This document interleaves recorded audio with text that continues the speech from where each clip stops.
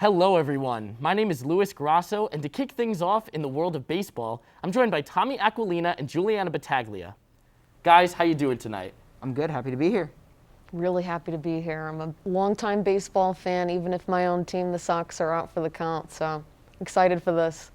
Absolutely, me as well. I'm so excited to get into discussing the state of the MLB, the world of baseball, because as we're all very aware, September baseball is coming to a close, and you know what that means. That means the playoffs are right around the corner. So I want to get your guys' opinion. Looking back on the season so far, which teams do you guys believe have had the most surprising performances of the year? I would say the most surprising team would probably be the Tampa Bay Rays so far. A lot of people thought they were a good team. They obviously have a very good pitching staff, and they do have some solid young hitters as well, but I don't think too many people expected they would win the AL East. Everybody thought the Yankees would for the most part. But the Rays not only are probably going to win the American League East, they might have a chance at putting off the best record in the American League and being the overall #1 seed. I don't think a lot of people expected that. I think the Rays definitely surprised. But for me, I'm going to go with the White Sox on this one. And that's really just because I think their middle to the end of the rotation, the starting rotation, really showed up for this one in ways I don't think people really thought, and particularly Dane Dunning. He's been pretty solid in the last 6 games. He's put up 33 strikeouts, keeping hitters to around 200 batting average. And so that really crept up on me. I didn't expect that. But this is also their first time making the playoffs since '08. So it's definitely well-deserved for them. And the Rays have consistently made the playoffs in past years. So I think the Sox had something new. Yeah, I mean, super good runs for these teams, especially heading into the playoffs like we've been talking about. And obviously, we cannot deny how important the players are to how well their organization does every year. So at about this time of the year, there are always debates about who's going to win the MVP for the American League, who's going to win the MVP for the National League. So I thought we could have a little prediction here about who you guys think is going to finish off as the MVP for each league.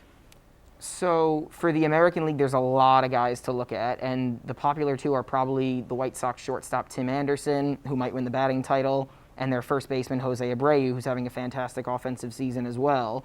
Then you look at the Yankees, actually. DJ LeMahieu plays second base, third base, first base, battling with Anderson for the batting title, and then their first baseman, Luke Voit, leads the majors with 21 home runs. There are other guys to look at too, but I would probably say those are the top 4. And then if I had to pick one, I would probably go with LeMahieu because he gives you versatility defensively, and then he also gives you the great offense. In the National League, I know a lot of people like the Padres, Manny Machado and Fernando Tatis Jr., but I would go with the Braves first baseman, Freddie Freeman, who actually has fewer home runs than them, but some better peripheral numbers, more RBI actually, plays great defense, and the Braves just won their 3rd division title as well. Well, for the National League, I personally would love for it to be Freddie Freeman, but I think realistically, it'll probably be Tatis Jr. And I think that's because for a first baseman, he's absolutely a powerhouse. I mean, his numbers this year are kind of emulating Paul Goldschmidt when he was at the peak of his career. He's at 21, he has the 2nd highest WAR for 4 games at his age. And he's in company with with Mike Trout, who's the only other player in that area. Defensively, he's only got 2 errors, and collectively as a team, the Padres have put up 290 RBIs over the season. Tatis has 41 of those, so he's definitely been impactful in carrying the team to the position they are now, and I probably think it's going to be handed to him. Yeah, absolutely, good point. And as we all know, having a really good run at the end of the season is so important going into the playoffs, especially for a single player when they are a candidate for MVP. But listen, anyone who wins, you got to commend them because especially with everything that they had to go through with the pandemic and all the changes that Major League Baseball had to go through. So one of those changes was fans not being in the stands, and that's what I want to talk about because when that was announced, that caused a lot of debate and discussion about which teams that would, specifically that it would affect. And I want to ask you guys, do you guys think that the bigger, more popular teams that are used to having fans in the stadium, such as the Yankees or the Dodgers, are more affected by this, or the smaller teams like the Tampa Bay Rays who aren't used to having as much of a crowd anyway? I think that having, no matter how big or small the crowd is, going from thousands of people to 0 people is a huge change for any team. And I would say that, honestly, every team had to deal with it. I think there were individual players that it benefited. You look at someone like Giancarlo Stanton, big contract, missed almost all of last season, rabid fan base with the Yankees. Someone like him, I think it benefited. Teams overall, I don't really think so. When you look at big markets like New York, you've got the Yankees, who are a very good team, but the Mets are probably going to miss the playoffs. And then same thing in LA. The Dodgers have the best record in baseball, but the Angels are very, very bad. So I think that overall, everybody had to deal with it. The no fans in the stands probably didn't give any team an advantage over any other team, but I do hope that in the playoffs there are some fans, because I think it'll be important for the viewing experience. I would say lack of fans probably didn't have so much to do with it as the length of the actual season did. I think because the length of the season gave underdogs kind of a chance to get ahead, like the Padres and the White Sox. But I think speaking like I'm a Red Sox fan for my own team, I would say the Red Sox have a really strong fan base, kind of really peaked after the Boston Marathon. And I think the lack of fans in Boston has definitely hurt them in terms of their motivation. Not that they probably would have played a lot better, but they rely on that a lot. So for them specifically, individually, yes. Collectively, I don't think so.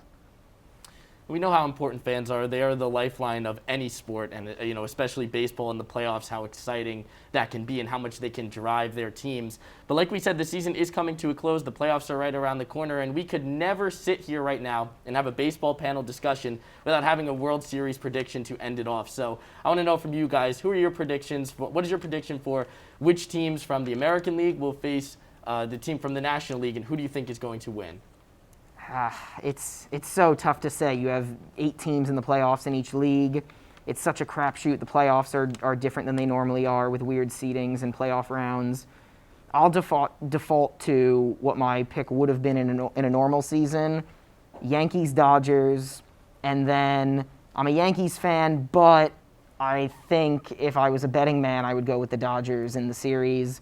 They have really deep pitching, but this year they have really healthy pitching. Obviously, they added Mookie Betts to an already phenomenal lineup. I actually don't think Dave Roberts is that good of a manager, but I think they have a good enough team to get it done this year and win their first title since 1988. I would also say it's probably going to end up being the Yankees and the Dodgers, and I think the Dodgers will walk away with this one. Unfortunately, it pains me to say, Betts is thriving over there. Him and Seager actually are leading the team 39 RBIs apiece, so they're carrying that the lineup. And on the pitching side, all pitchers, aside from Alex Wood, are actually holding batters to averages below 300. So their pitching is definitely going to be intimidating for whoever faces them. If it's the Yankees, I think, that's going to be a big challenge. And I think the Dodgers, on their pitching, they have Kershaw as well, Cy Young candidate. He is one currently. He's in the running for it. And I think that their pitching is definitely going to be what carries them.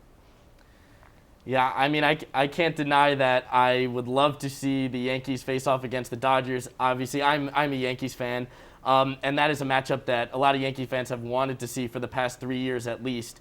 But I think a matchup that would be really, really interesting and something that fans would like to see would be maybe the Tampa Bay Rays versus the San Diego Padres. The Padres have not made the postseason in 14 years. Tampa Bay Rays have never won the World Series. So I think that that's something that could be special this year, and I think that's something that could be exciting for fans being at home like it was maybe last year with the Nationals and how they rose to the top. I think that was extremely exciting, and maybe that could be something this year. Maybe the Rays and the Padres could spark it up in the World Series, and I think that could be really cool. And that's going to wrap things up for the baseball portion of this episode. Thank you to my panelists, Tommy and Juliana, for joining me. Sports Beat will be right back.